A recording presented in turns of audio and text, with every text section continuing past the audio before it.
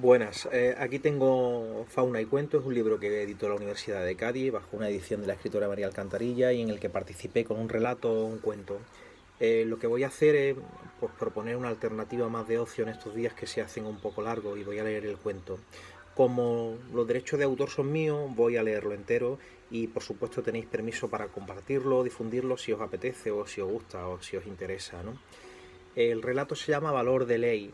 Aproximadamente dura unos 15-17 minutos, se va a hacer largo, con lo cual recomiendo que no miréis el móvil, lo dejéis puesto sobre la cama y si queréis, pues que me escuchéis.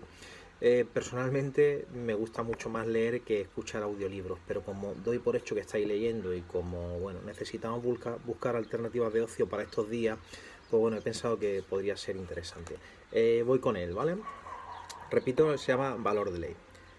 Desde abajo, tumbado boca arriba, con el sol dorándome la frente, la ciudad de Persépolis es extraña. Podría pasar por un decorado que hubieran dejado caer en medio del desierto. Llegué a Irán desde Botswana. Acababa de abandonar el campamento de refugiados de ACNUR. Me dejé un puñado de niños diciendo adiós con la manita desde tierra mientras despegaba en la avioneta hacia el aeropuerto de Ficoy. Llegamos en un par de horas. Por el camino vi manadas de elefantes dirigiéndose hacia el sur y poblados construidos de barro en mitad de la sabana.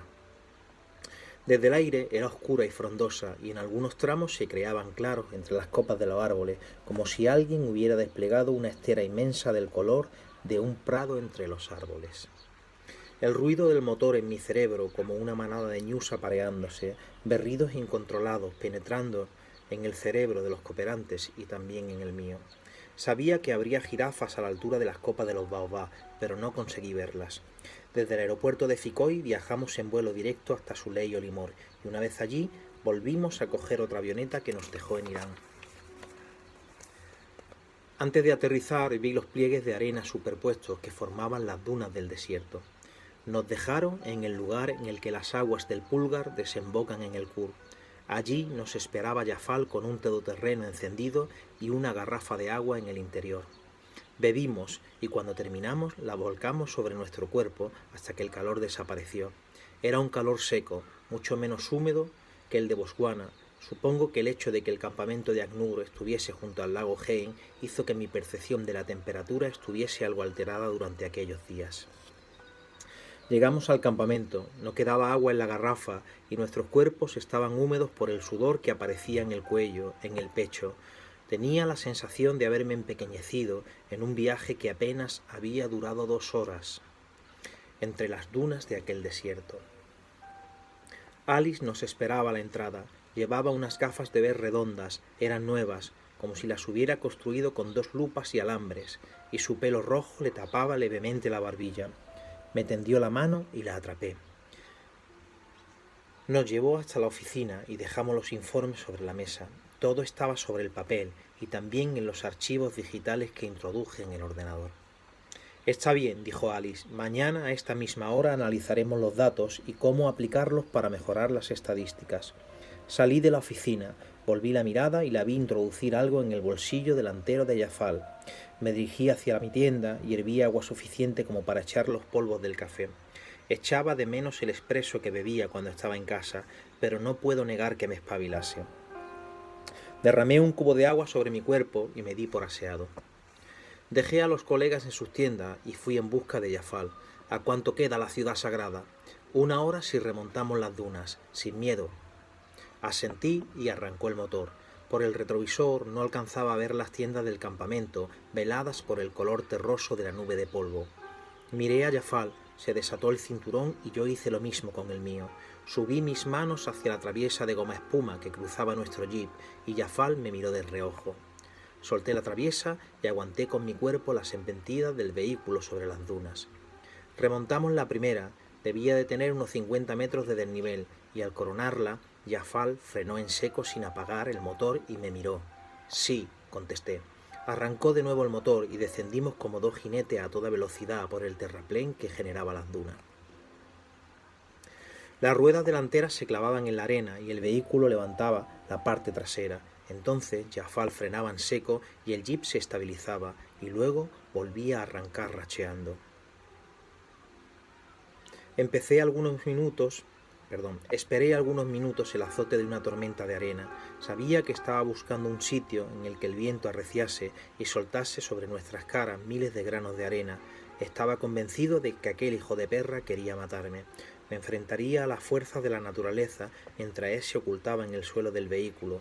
Cuando notase mi cuerpo a plomo, arrancaría y saldría de la tormenta, abriría las puertas del jeep y me dejaría a merced de las alimañas que rastrean el desierto en busca de la carne podrida. Llegaría hasta el campamento, allí susurraría a Alice mi desgracia y desde ACNUR mandarían una esquela al periódico local de mi ciudad y una corona a mi ataúd vacío. Luego se desnudarían. Remontamos otra duna y al coronarla paramos y volvimos la vista atrás. Habíamos pasado por un campamento de arqueólogos, se veían las tiendas diminutas, manchas blancas en la vasta extensión amarilla. Llegamos hasta la ciudad sagrada, bajamos del coche y la contemplamos desde el suelo. El sol condensó unas cuantas gotas de sudor sobre mi frente. Jafal cogió una botella de plástico, bebió un par de tragos y derramó el agua sobre la arena. Un humo salobre ascendió hasta la altura en la que debían estar las ventanillas. «Quiero agua», dije. «Iremos por ella». «¿Por qué la has tirado?» «Esto es desierto, el agua, lujo por el que hay que pelear». Dejamos la ciudad sagrada y entramos en una carretera comarcal que llevaba hasta Tribalí. Al fondo, unas montañas de piedras sin vegetación. En los laterales, arenas como campos de trigo secos machacados sobre la tierra. Las primeras casas de Tribalí eran blancas y con un zócalo lapislázuli. No había muchos comercios fuera del mercado de Karjuan. Aparcamos el jeep y bajamos hasta los primeros puestos. Cogí aceitunas y las apiñé entre mis manos hasta comérmelas. Dejé unas monedas en la báscula del mostrador para el tendero. Llegamos junto a uno de los comerciantes. No vi lo que vendían. Sobre las tablas, unos cuantos cubos de goma. Cuando vio aparecer a Jafal, se inclinó y luego lo besó. Jafal se llevó la mano al pecho, devolvió la reverencia y pronunció en alto su nombre, Aziz. Le dijo algo en árabe, colocó las manos sobre una cazuela con polvo rojo, mojó los dedos y ungió sus dos mejillas y la frente. Jafal volvió a llevarse el puño al pecho y metió la mano en uno de los cubos. Manoteó la superficie como si todo estuviera oscuro y sacó un escorpión. Lo meneó, apretó la cola y el bicho soltó un líquido en el suelo junto a mis pies. El tendero sacó un vaso de agua. Jafal lo cogió y lo dejó caer sobre mis botas. ¿Quieres agua? Tienes que ganártela. Cogió el cubo y lo acercó. Atrapé el escorpión por la cola. Se movía en el aire. Recogí las pinzas con la otra mano y aplasté su abdomen bajo mis dedos. Dejó de moverse.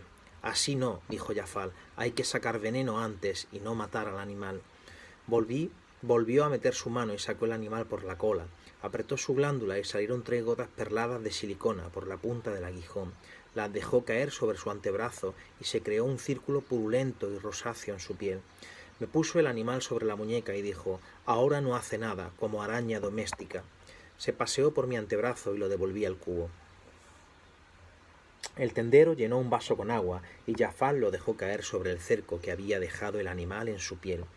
Saca veneno. Este escorpión no es peligroso, el peligroso en otro cubo. Cogí otro por la cola y apreté la glándula. Cayeron 3 gotas al suelo, como de una lluvia espesa, ensuciada por arena blanca. Aziz llenó de nuevo un vaso y lo lanzó a mi cara. Me sacudí, cogí un nuevo vaso que había llenado y lo bebí. Respiré después del trago. Sabía a tierra y un poco a metal. Jafal acercó un plato ovalado con una especie molida, miles de granos en forma de pirámide, naranja, ocre, suave. Toma, huele, es olor de los valientes. Olía a paprika, pero también había algo dulce en el olor que salía del plato. Chupó su dedo, lo llevó hasta el plato y señaló mis mejillas con 2 rayas a cada lado. Ahora escorpión negro de Australia, si escorpión pica, tú mueres. No voy a tocarlo. Si tú no quitas veneno, yo abandonaré ahora. Tienes que llevarme al campamento. Jafal no está trabajando. Jafal está con amigo. Tocó su pecho y tocó el mío, y luego cogió un negro australiano y lo estrujó hasta que no quedó una gota gris en su interior. Terminó, lo puso sobre la tabla del mostrador, lo aplastó y se lo dio a Aziz. Le susurró algo que no entendí, y Aziz lo clavó en un palo y lo situó sobre una llama débil, más azul que amarilla. Tenía que buscar a alguien que me llevara al campamento o coger a alguno de los bichos hasta sacarle el veneno. Había vivido momentos tensos en Botswana y también en Marruecos, pero aquello era otra cosa. Jafal me invitaba a acercarme a la muerte de un modo en el que yo nunca me hubiera imaginado. ¿Querría demostrarme el valor de un hombre del desierto? ¿Sería una manera de hacerme ver que mi ayuda humanitaria era un juego de niños comparada con la vida real? ¿Por qué tenía que ser él o yo? Acerqué la mano al cubo y las colas se hirieron como látigos de acero. Moví el recipiente y se amontonaron en la semicurva del cubo que quedó apoyada en la tabla del mostrador. Había uno boca abajo y lo cogí por la glándula. Moví el aguijón buscando la yema de mi dedo, pero soltó el líquido viscoso antes de que me alcanzara. Tuvo hacer trampa, no podré volcar el cubo. Borré las marcas de mi mejilla derecha, solté al bicho sobre el mostrador, lo aplasté y se lo di a Asís. Cuando los dos estuvieron hechos, Asís nos acercó el palo. El animal humeaba y el negro de su cuerpo se había vuelto dorado. Jafar lo cogió como un trozo de carne y lo masticó chasqueando con sus muelas.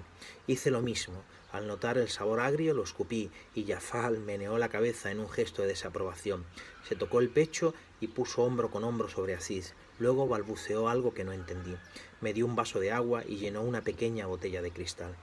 Arrancó el jeep y salimos del mercado, entre puestos de especies y tortas de pan. Nos dirigimos a través de la carretera hacia el camino que daba a las dunas, las remontamos sin más agarre que el de nuestros cuerpos sobre el asiento y buscamos el camino de regreso mientras sentimos el aire ardiendo en nuestras mejillas. Vi unas manchas blancas, veladas por capas de arena y viento a unos 20 kilómetros del campamento. Jafar apagó el motor y descendimos la duna. Señalaba el campamento y me señalaba a mí, pero no decía nada. Llegamos a un llano y me hizo bajar. Tú hacer trampa con alacranes, tú escupir comida, ahora llegar caminando para demostrar valor. Calculé que la temperatura podría rondar los 45 grados. No había sombras en el desierto. Me dio la botella de agua y se alejó en el coche, levantando arena con las ruedas traseras. Miré a lo lejos una estela disuelta en la lejanía, como una ensoñación líquida, y en la barrera de lo visible, las primeras tiendas del campamento. Eché el agua sobre mi cuello y caminé hacia un horizonte de arena y brasas. La arena salpicaba en mis tobillos a cada paso que daba. Doblaba las rodillas para no tener que soportar los granos ardientes en la planta de los pies pegados a mis sandalias. Anduve unos 12 kilómetros. Lo hice mucho mejor de lo que había previsto. Incliné la botella y la derramé sobre mi garganta. Intenté refrescarme con el cristal de la botella en el cuello, pero ya estaba caliente. La incliné al sol para intentar producir un reflejo plateado en el campamento y que me vieran, pero a través del cristal solo vi unas imágenes doradas como un caleidoscopio del infierno que cegaba mi visión. Lancé la botella contra el suelo para hacerla añicos. Cayó suave contra un montículo que precedía una duna. Lo intenté un par de veces más con el mismo resultado. No había rocas a mi alrededor, así que la cogí por el cuello y la estrellé sobre mi rodilla. Me llevó un par de minutos borrar las manchas de sangre del cristal. Cuando lo hice, me situé de espaldas al sol y generé un reflejo de platino a la altura del campamento. No podía sentarme en el desierto, la arena era fuego bajo mi cuerpo, y caminé con los brazos en altos y el cristal entre las manos durante más de una hora. Llegué al campamento, sentía la tirantez en mis labios y la lengua pastosa, como si la hubiera enjuagado en los pliegues de la arena. En mi tienda bebí agua y rocié mi cuerpo con cubos de agua hasta que recuperé la temperatura. Fui a la oficina de recursos humanos y pregunté por ella. Está en la yurta que hay junto a los comedores, me dijeron. Estaba deseando verla y que comprobara el fuego en mi espalda, el sudor que envolvía mi frente y que había vuelto a aparecer después del agua que había derramado sobre ella. Llegué hasta la tienda, abrí la cremallera y la vi allí, ahorcajada, desnuda sobre los muslos de Jafar, bajo la cúpula de la yurta en la que parían las refugiadas. Llevaba un escorpión tatuado en la parte alta de su espalda, junto al omoplato derecho. Era una marca que no tenía cuando me abandonó en Marruecos. Jafar me miró, puso una mano en el escorpión y otra en el trasero de Alice, apretó los labios y soltó un gargajo líquido y sanguinolento junto a mis sandalias. Salí de la yurta, me senté en el suelo y fabriqué un cigarrillo. Terminé de fumar y con las brasas en la punta de la colilla acerqué el cigarro a la base de la lona. Me alejé. Una pira evanescente en remolinos de fuego hacia el cielo azul. Los refugiados se acercaron y se amontonaron en círculo alrededor de la hoguera. Llevaban las manos a sus cabezas. Caminé lentamente con el calor atizando mi espalda y la colilla prensada en mis labios. La boquilla estaba seca, nada comparable a los días en los que Alice me la pasaba y sentía la humedad de sus labios en los míos. Llegué a la entrada del campamento. Vi pasar a los camilleros de Médicos Sin Fronteras. Me monté en el jeep de Jafar, lo arranqué y me dirigí hacia la frontera de Irán. En el aeropuerto de Yeshil, un tipo con una avioneta me ofreció su servicio. Le enseñé mi placa de cooperante y me dijo que me haría un descuento. Pagué y me trasladó hasta el campamento de ACNUR que había en Turquía. Me recibió la coordinadora. No era tan bonita como Alice, pero podría comenzar de nuevo.